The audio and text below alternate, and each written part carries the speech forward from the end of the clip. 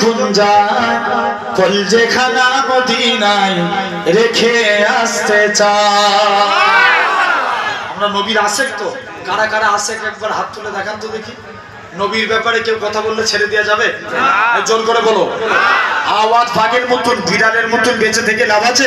বাঁচবেন 1 ঘন্টা সিংহের মতো বাঁচেন, এমনি তো আমাদের মরে যেতে হবে। যা প্ল্যান করছে জেনে রেখে দেন, তারপরেও লড়াই করে বাঁচতে যায়, ঠিক কিনা? আরে জোর করে বলো। জেনে রেখে দেন ভাইরা, আপনারা, তরুণেরা, এই কদিন আগে নবী দিবস মাসে নবীর নামে আইলা মুহাম্মদ সাল্লাল্লাহু আলাইহি লিখলি জেলে ঢুকাচ্ছে ইউপিতে, শুনেছেন নাম আপনারা? আরে কথা বলেন। আমি কদিন আগে একটা ইউটিউবে বাইট দিতে যে বলেছিলাম আমার বিশ্বাস ভারতবর্ষের জমিনে জেল শেষ হয়ে যাবে, আল্লাহর কসম নবীর গোলাম শেষ হবে না। জোরে বলে ঠিক না ভুল? মনে হয় শেষ হয়ে যাবে। খবরদার, তাহলে সেই নবীর সামনে নবীর আশেকদের জন্য না। মদিনা বলার দেশে আশেকি যখন যায় কলজেখানা মদিনায় রেখে আসতে চায়, কলজেখানা মদিনায় রেখে আসতে চায়।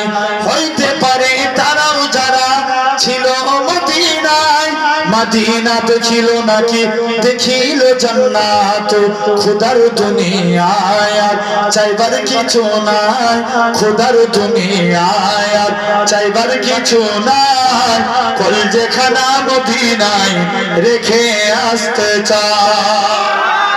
আর দুটিয়ে বলো সুবহানাল্লাহ, আরো জোরে বলো সুবহানাল্লাহ। মদিনা বলার দেশে আশেকি যখন যায় কলজেখানা মদিনায় রেখে আসতে চায়। লাওয়ারিস গুনাহগার হাসরের মাঠে রহমতের চাদর যখন মুস্তাফার হাতে, লাওয়ারিস গুনাহগার হাসরের মাঠে রহমতের চাদর যখন মুস্তাফার হাতে, কোথায় যাবে উম্মত বালা উম্মত রেখে, কলজেখানা মদিনায় রেখে আসতে চায়। আল্লাহুম্মা